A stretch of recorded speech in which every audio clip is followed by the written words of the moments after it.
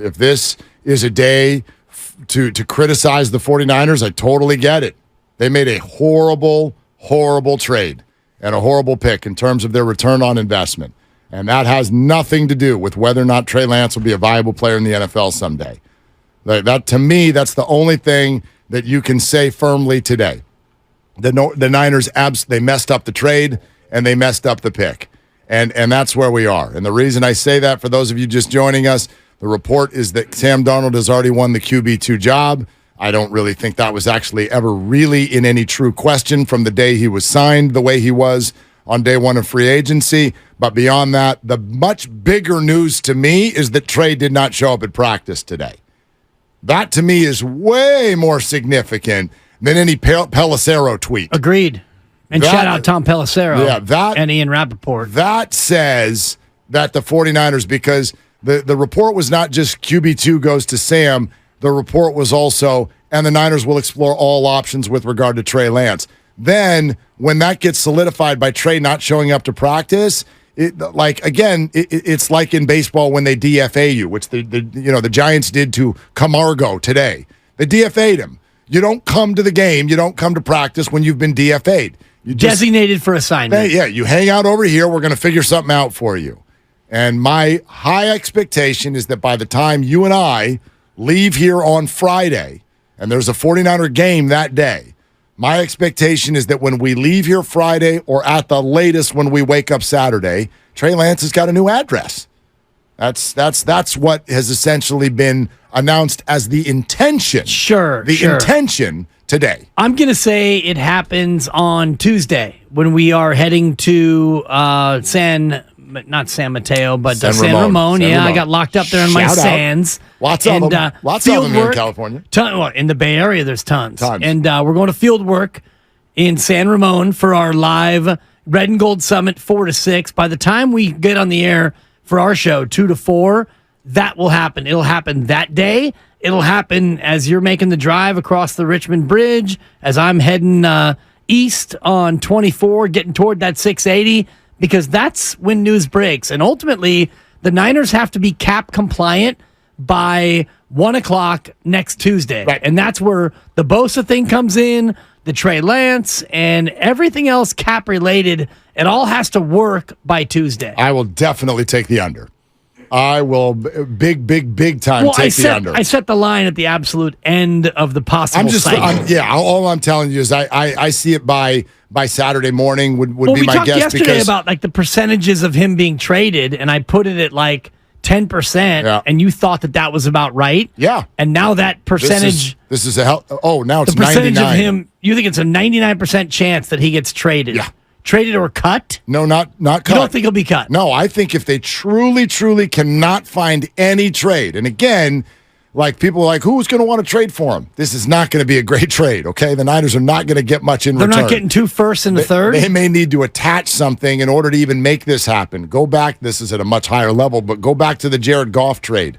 Like, there are times where you need to attach things to players in order to make it financially viable. That's an aspect of this. It could be made financially viable for another team. Who knows exactly what they're going to do to make this trade, but the reason it has to be a trade is that's what makes the finances work.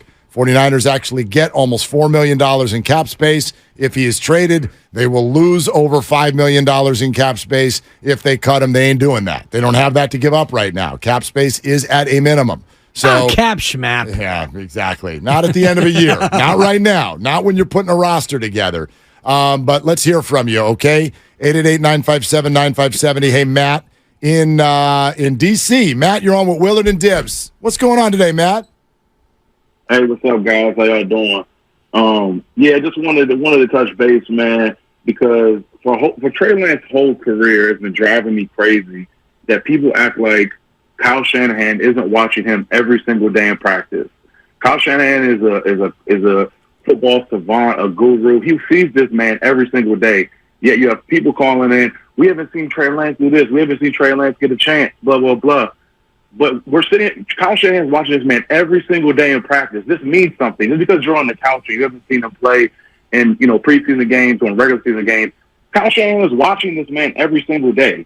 you can't with a good conscience put this man in the game, watching him not make the right checkdowns, not understand the offense, and not make the easy throws that the 49ers kind of base their offense on. It's not, so like just listening to people be so just want to give this guy a chance after chance after chance when Kyle Shanahan and these coaches are seeing him every single day, and it's just frustrating because I mean, like I said, it's just the guys are watching him in practice not get the job done, not have a good grasp on the offense. So I think we got to take Kyle Shanahan's word for it and get off his back about it a little bit because he's the one that's watching him. He's the one in meeting rooms with him, and so it's just really frustrating watching people, think that Kyle Shanahan doesn't know what he's doing, or maybe give him another shot. So that's what I got. Hey Matt, you're welcome. Matt. You're welcome at my football party anytime.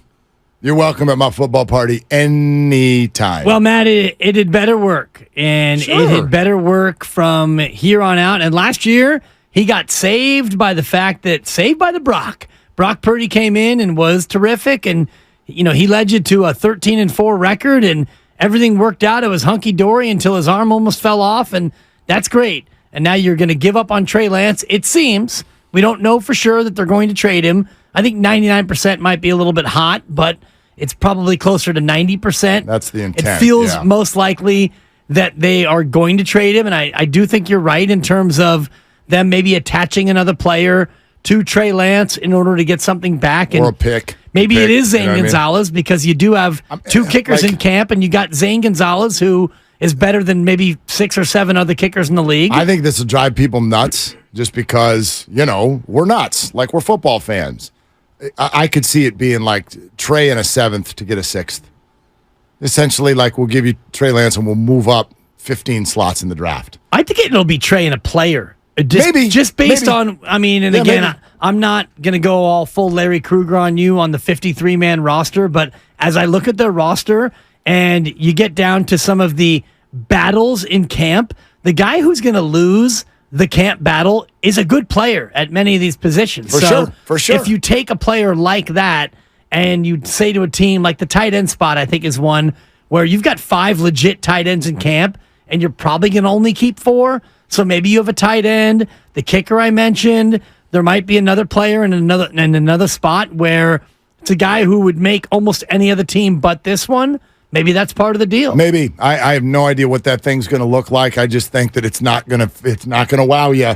I don't think it's going to be impressive. That's not where we're at. Okay, you can't go out onto the market with the guy who can't win your QB1 and your QB2 job and say, okay, what do you give me for him? Like, people are not hot after QB3s. Sure, they're just not. So I don't think it's going to be a great looking trade. I do think that's where this is going to end. But to go back to the point that Matt is making, again, where I think people, and rightfully so to a degree, where people get stopped up is they're like, well, you're going to say, hey, Kyle Shanahan has been watching this guy in practice every day. Why would we care about that? He's the guy who picked him in the first place. He made this trade. That's totally fair. There's no way to escape that the Niners messed this up. So nobody is trying to make that point. This is a total disaster of a transaction that in the end somehow may not end up hurting. So that's why people, 49er fans, can still keep a smile on their face. But I think the larger point Matt is making is that any of you out there who feel like Trey Lance has somehow been done wrong, he's been held down, they've disallowed him to develop, they don't like him, they're sabotaging him, they got something against him, that is all lunatic fringe type talk. It just is.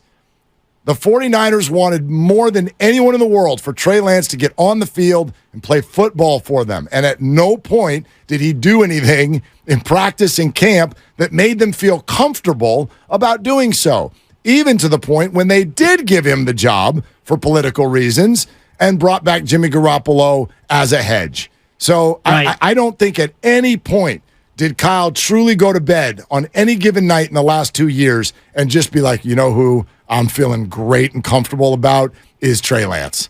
Yeah. I don't think he ever did, and he sees every play, and there's all kinds of evidence with regard to Trey's not ready to play. Well, and you could look at the way he called plays when Trey got the starting job at the start of last year. And whether or not you feel like he got Trey hurt or not, that's a hot take that you don't agree with. And I only say it in terms of the way he called the plays for Trey Lance, and it speaks to what you're talking about, which is Kyle Shanahan didn't have the faith in Trey Lance to allow him to run the offense that Jimmy Garoppolo ran and that Trey Lance ran, and Brock Purdy, rather, when he got the job after Jimmy got hurt. So they see these guys every single day, all year for the most part. And so if you get to this time, third camp for Trey Lance, and you still don't feel like he's progressed far enough to where he can be QB2, then it comes down to, as a fan, do you believe in Kyle Shanahan or do you not believe in Kyle Shanahan? And I, for one,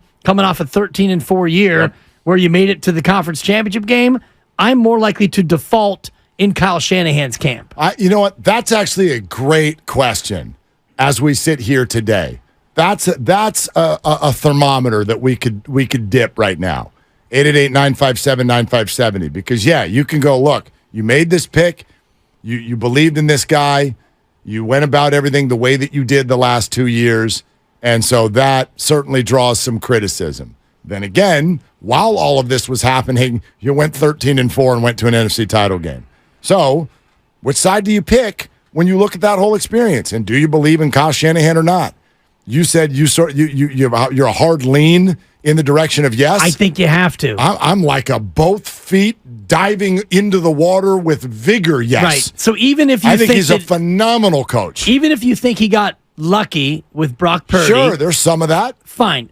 And he made a colossal mistake. Well, you got lucky with Brock Purdy, yet when Brock Purdy got the job, he was able to lead you all the way to the NFC Championship game. So you also get credit for what you saw in Brock when he arrived, not so much the pick. Sure. Because he's Mr. Irrelevant. But we know now from what Kyle has said and their behavior in cutting or trading, I can't remember how they got rid of Sudfeld, but like somebody who had guaranteed money was let go because they're like, Purdy, we have to keep Purdy. We got something in Purdy. We're not going to be able to have him make it through waivers and get to the practice squad. They were right. And since Trey Lance has been on the team, you've gone 23-11. And even though Trey Lance has only started a small handful of games, so Kyle Shanahan has had his best 2 years back-to-back while not having Trey Lance quarterback. So I look at, the Trey Lance era, so to speak, and I think about Kyle Shanahan. Does he get the benefit of the doubt? You went to the conference championship game in both years when Trey Lance is on the team. You went 23-11 in the regular year, and you won playoff games. So how do you not give Kyle Shanahan the benefit, in my opinion? Yeah, big picture, small picture. Alexander Ward on our YouTube feed, and we love our YouTube and Twitch chats, and we're glad you're there, all powered by First NorCal Credit Union, just said something like big picture, small picture. If you want to go small picture and be like, they messed up with Trey Lance, sure, you're not wrong. But Alexander's like, you all forget where we were before these guys took over. Yeah. Chip Kelly. You're going to have a hard time. Right. You're going to have a hard time hopping into a 49er conversation and trying to convince all of us that Kyle Shanahan and John Lynch aren't doing a good job. You're going to have a hard time. The evidence is overwhelming. Where the Niners were, where they are now. Look at all the other roster moves. Look at your offense. It is dripping with talent. It's like a Gabe Kapler burger IG post. It is overwhelming the league right now with its talent. And you want to focus on one mistake. Right. And you're allowed to. I think that's crazy. The last year before Shanahan took over, your leading receiver, I could give you 15 guesses, and I don't even know if you would come up with Jeremy Curley as the leading receiver for the 49ers. He had 64 grabs for 667. You had Quentin Patton. Garrett Selleck was your tight end. Vance McDonald, Torrey Smith at the end of his career. Carlos Hyde led you in rushing. You had Shane Drone as the backup. Kaepernick went 1-10 as a starter, and then you turned it over to Gabby, who went 1-4. Chip Kelly goes 2-14 with a roster that was god-awful. And so, what Shanahan took over and John Lynch and what they've made, my God. They've made a Super Bowl caliber roster. And yes, this is going to go down as one of the biggest draft mistakes in Bay Area history. In NFL history. Well, just in terms of the Bay Area, and we can talk about like all the Warrior bad picks, and it's hilarious to run through the list, and we'll do that maybe in a month when we get closer to Warrior basketball. But for all those picks, they didn't trade 3 first-round picks to move up and take a guy who would not even be able to make it on your own team now. It goes down as the worst pick in Bay Area history. I mean, yet you went 13-4. You went 13-4. I know this is going to grab people, and I do believe this is part the big reason I think the Niners are doing this is you cannot have this distraction. You cannot cannot have the discussion around your team be all about QB2 versus QB3. The other thing that I firmly believe, this has not been announced, it never will, but the bottom line is we're actually talking about someone who I don't even think won the QB3 job. I think if you had a game tomorrow, Kyle Shanahan would be more comfortable with Brandon Allen starting it than Trey Lance. I believe that. Could I be wrong? Sure. But I think people wanted to know why Brandon Allen getting all these reps. Well, he looked good in OTAs and stuff. If you really track the day-to-day now for a year and a half, if you track it, actually, I wouldn't say for a year and a half, for 6 months, if you track the behavior since just before the NFL draft, you can tell that the 49ers were trying to trade Trey Lance all along. That's the behavior. Javier in Vacaville, next up on Willard and Dibs. Hey, Javier, what you doing? Sitting here listening to this synepsis, man, and we disagreed on this a few times, Mr. Willard, Mr. Dibby, but I'm going to be honest, there's no accountability set for Shanahan and Lynch's lack of, evaluation of the quarterback position and this quarterback guru nonsense or offensive guru nonsense. You can't be an offensive guru when you can't draft the correct quarterback in 7 years. You can't just say, well, we drafted Brock Purdy. The argument that is more than relative to this situation is not only that, but the lack of development in Trey Lance. But how can you guys sit there on the air and say Trey Lance isn't the second best quarterback on the team when last year in week 1, he was the starter and Brock Purdy was the third string quarterback. But somehow Brock Purdy was, he's just, I'm going to Trey Lance now. So you're telling me in less than a calendar year, Trey Lance has got that bad from the starting quarterback to now he's the third, and you're saying everyone on the phone lines, last caller said, well, it's Kyle Shanahan watching every day in practice. So that's Kyle Shanahan not coaching him up the way he needs to, the way they give him credit for some great coach, or I don't buy it. I just don't. I don't buy it, Javier. I'll never buy it when people say this is Kyle's fault for not coaching him up. It makes it sound like no matter who's picked, they'd be good in the league as long as someone coaches him up. Zach Wilson is not going to be good no matter who coaches him up. I don't know if Trey Lance will be, but I think it's unfair to sit here today and say if Kyle had just coached him up differently, he'd be a good quarterback. It's yet to be determined, in my opinion. Right, but it's not an automatic. Just because he's third pick does not mean he's going to be good. I think if he goes somewhere else and he becomes a good to great player, then that argument has much more weight. That's a problem. If Trey Lance never happened in Shanahan's career, not once. Well, if Trey Lance goes somewhere else and has more of a Trubisky career of a backup and a backup who doesn't play, and then even when he plays, he's not very good. Well, then Shanahan gets exonerated in the way you look back at it. Right now, I mean, if you want to say what Javier said, he's not wrong in terms of the quarterbacks he's drafted have never turned out to be great. Brock Purdy's on the trajectory to be a great quarterback. By the way, the idea of there's a couple things here. How can you be an offensive guru when you can't draft the right QB? Those are two totally different skills. An offensive guru is someone who is running plays that are forward-thinking, that work, that put their players in the best position to win. Being able to spot someone from across the room in college, I found to be a different skill. Bill Walsh had terrible picks. He also had Joe Montana. Okay, but Bill Walsh had a bunch of guys that he thought were going to be good, and then they weren't. So has Bill Belichick. So has Andy Reid. They all have. So Kyle Shanahan is exactly what he is. He's a very good head coach. He's a very good play caller. If you want to talk about his ability to spot talent from across the room, that's a totally fair conversation. There's a lot more. There's a lot more to say about this because Javier is also ignoring the fact that the 49ers have now admitted And Fred Warner admitted in camp last year that Brock Purdy looked like the better QB over Trey Lance. But they couldn't do anything about it yet because he was Mr. Irrelevant and hadn't played a game.